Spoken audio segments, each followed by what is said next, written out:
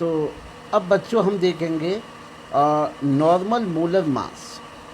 जैसे कोई सॉल्यूशन होता है, सपोज़ कीजिए कि उसके पार्टिकल्स हैं, पार्टिकल आपस में एसोसिएट होते हैं। जब एसोसिएट होते हैं तो नंबर ऑफ़ पार्टिकल्स की कमी हो जाती है। तो नंबर ऑफ़ पार्टिकल की जो कमी हो जाती है, उसके कारण आपकी जो कॉलिगेटिव प्रॉपर्टी है उसमें कमी आ जाती है। तो हम लोग देखेंगे association of molecules leads to the decrease in the number of particle in the solute resulting decrease in the value of colligative property। तो जिस प्रकार से अगर किसी भी सॉल्यूशन में पार्टिकल आपस में एसोसिएट होते हैं, आपस में मिल जाते हैं, तो सीधी सी बात है स्मॉल पार्टिकल मिलके एक बड़े बड़े पार्टिकल में मिल जाते हैं तो नंबर्स ऑफ पार्टिकल्स की सॉल्यूशन में कमी हो जाती है, जिसके कारण क्या होता है, कॉलिगेटिव प्रॉपर्टी में कमी आती है। Therefore higher the value are obtained for molar mass than the normal value of unassociated molecules. तो इस प्रकार से हम देख सकते हैं कि यहाँ जो मॉलिक्यूल्स हैं, जो आपका जो वेट आता है वो नॉर्मल, जब वो अनएसोसिएट था, जब सॉल्यूशन में एसोसिएट नहीं हुए थे वो आपस में, तब से अब एसोसिएशन होने के बाद में उसके जो मोलर मास होता है, मोलर मास में इंक्रीजमेंट हो जाता है।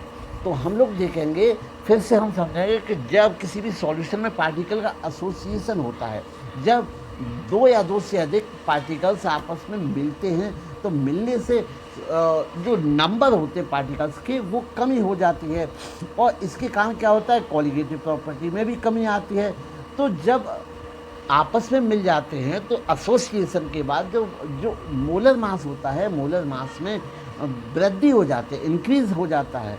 जबकि आपका जो पहले जो अनडिसोसिएटेड मॉलिक्यूल्स थे उनकी अपेक्षा अब मिलने के बाद में या एसोसिएट होने के बाद में मॉलिक्यूलर मास बढ़ जाता है। अगर हम बात करें एसिटिक एसिड की, जब एसिटिक एसिड डिसॉल्व किया जाता है बेंजीन के साथ, तो ये जो मोलर मास है वो शो करता है 120 ग्राम प्रति मोल।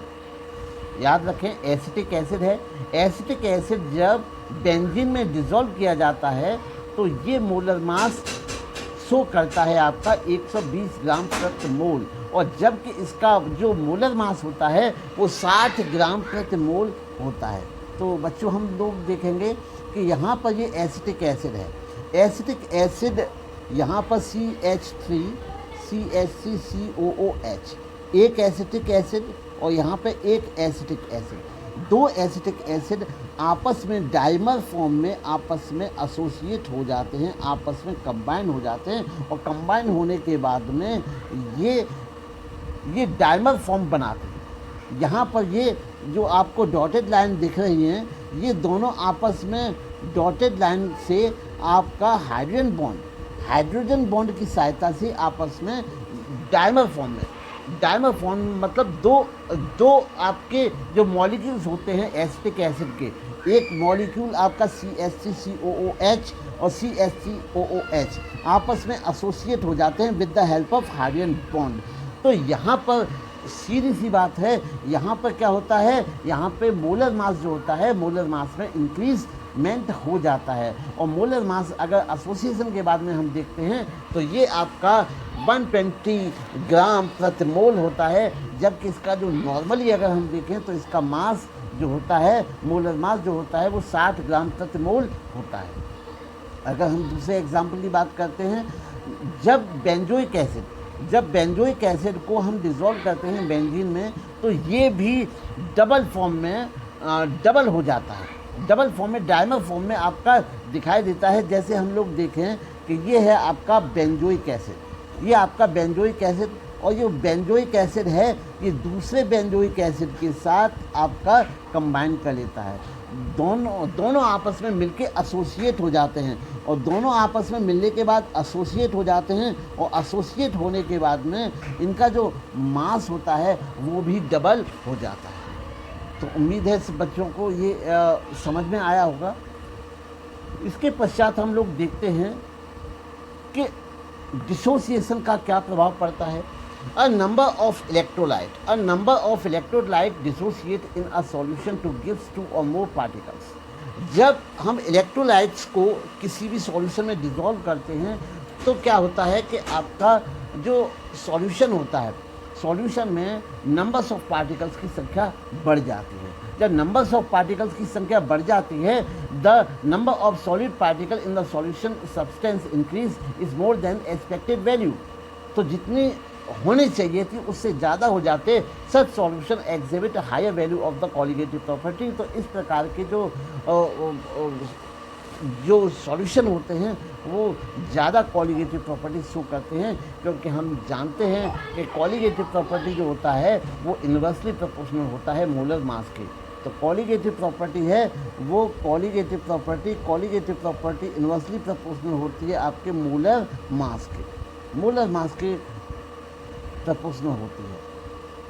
तो colligative property will increase, molar mass will decrease to its normal value. तो जो कॉलिगेटिव प्रॉपर्टी होगी वो आपके मोलर मास के डिक्रीजमेंट के साथ, मोलर मास आपका डिक्रीज होगा तो कॉलिगेटिव प्रॉपर्टी बढ़ेगी।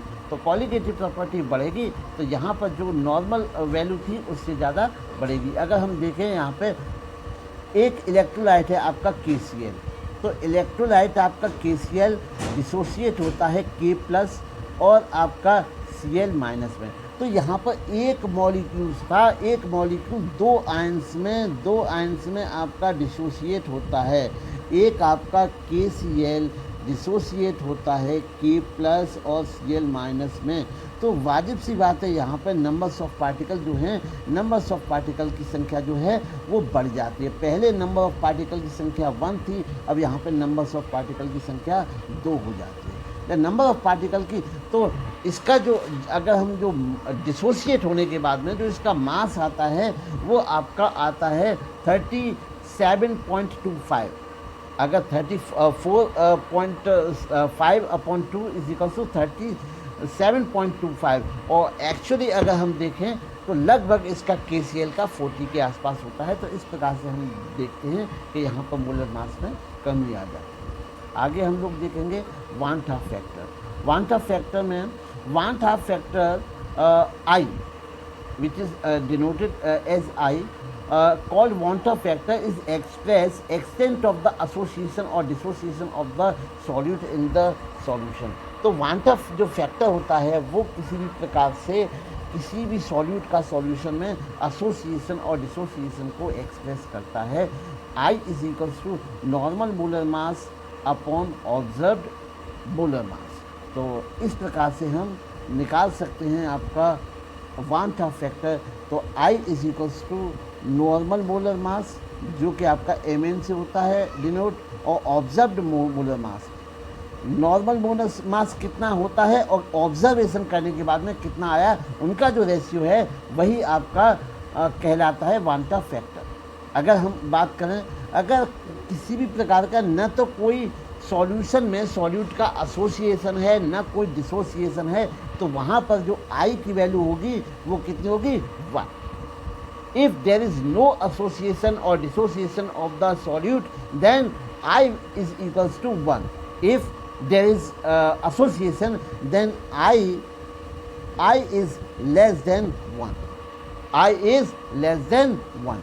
If it is a dissociation takes place of a solute in a solution, then I is greater than 1। तो I will equals या greater than क्या होगा, 1। तो दूसरे तरीके से भी हम निकाल सकते हैं। तो I is also equals to total numbers of mole of particle after association or dissociation और number of particle before association or dissociation। तो अगर हमें I निकालना है तो I निकालने का ये भी दूसरा मेथड निकाल सकते हैं इससे कि numbers of particle डिसोसिएशन या एसोसिएशन के बाद कितने हैं, और बिफोर द एसोसिएशन और डिसोसिएशन मतलब टूटने या 2 पार्ट या 3 पार्ट में टूटने या आपस में जॉइंट होने के बाद और पहले कितने नंबर्स ऑफ पार्टिकल थे, इन इन दोनों का जो रेशियो है वो आपका आई बताने का कार्य करेगा। अगर हम कहें modified form of colligative property, जो पुराने जो हमने राउल्स लॉ वगैरह के जो फॉर्मूले देखे हैं, तो उसमें किस प्रकार से हम वांटा फैक्टर का इस्तेमाल करके फॉर्मूलेज को मॉडिफाइड कर सकते हैं, तो हम उसको हम बताएंगे कि आपका modified form of colligative property. तो यहाँ पर relative lowering in vapour pressure, तो P A naught minus P A upon P A is equals to I into N B upon N A. यहाँ पे जो फॉर्मूला था आपका P naught minus P upon P naught is equals to N B upon N B upon N A. यहाँ पर हमने आई का या वांटा फैक्टर का आपका मोल फ्रैक्शन में मल्टीप्लाई कर दिया। Elevation in the boiling point, तो elevation in the boiling point T B is equals to I into K into N. Depression in the freezing point delta T F is equals to I into K F into M, where small m is molality।